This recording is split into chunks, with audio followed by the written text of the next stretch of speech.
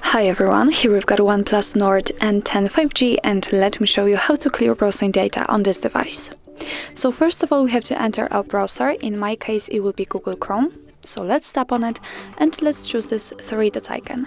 Now we have to tap on the history, and as you can see here, we've got the list of previously visited websites. If you want to remove only one of it, just tap on this X button right next to it, and as you can see, it simply disappears.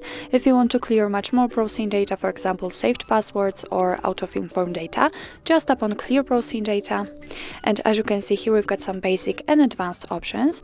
In basics, we can remove browsing history, cookies and site data, and cached images and files, and in advanced we can also remove saved passwords, out-of-inform data, and site settings.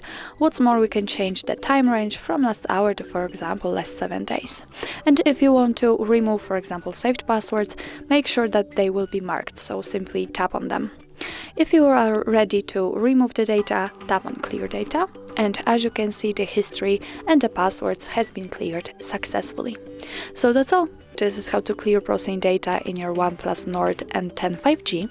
Thank you so much for watching, and if you find that this video was helpful, please hit the subscribe button and leave the thumbs up.